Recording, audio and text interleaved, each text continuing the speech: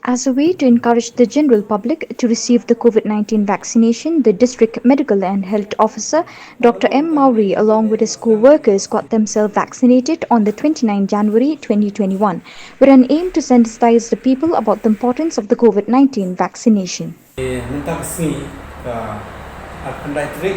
ngala shim ya ka vaccination COVID vaccination minta hinga na sudah setengah kita oleh tigres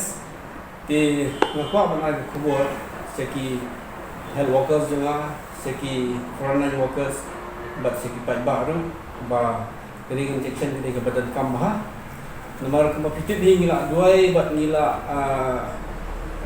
community mo maglalungin yo ki dawai na i-vaccine na kabanta ani ki pang COVID coronavirus ding dan bok ha yang ngui play ju ko por ni songo di scientists di experts di bak tristom extra mile no makila la ban penyo ki ni kedawai vaksin ti kini kedawai muskua banang ba kalong kepada kam hadu kata-kata nomor boleh ba hadin bakila yo ki kedawai first dose but second dose kamot ngingil along protected kita kamot ngiladan kejing ada hakamet jungi hoi kamdei 100% kembangi yosno kembangi tip ndai kejing bili kalong ba kejing mentoi kalong ba adin ba bil ayo kini vaksin full course kamot ada wat ada video kini kejing pang kan long su kejing pang ko bejur lese kejing yak kan dan su kemba kerja maka kemba pitip kejing yak bibiri muta da kilap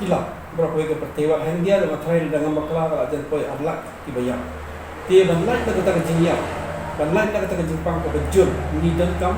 banyo yang ni vaksin nomor de jing ada ti kumo ai nuksano kum ka kini bayo ki kilong bayo era immunization yo BCG kini ki kilong bayo BCG kat kum ka jing sem palang ba kiduna kimdan hiru khamyar bakin yo kejing pang ko bejur na ka TB lawan la kiyo TB kemudian anuk sana ni kim khamyar banyo ya kan TB brain nane ka miliary TB jo kasnam itu kilong bayo yung BCG bat kunjur ka measles ru kitin bagi layo measles injection measles kilong wala da kiyo kejing pang measles ru kam jur syo kan kejing pang isudan ta fever kiras kendiat kilajar no ti hendrei kejing pang ka bajur na measles kam ju khamja su kum ka severe pneumonia lane ka meningitis kim khamja su kum kita dia ke juga kom da pio ini vaksin COVID vaccination ru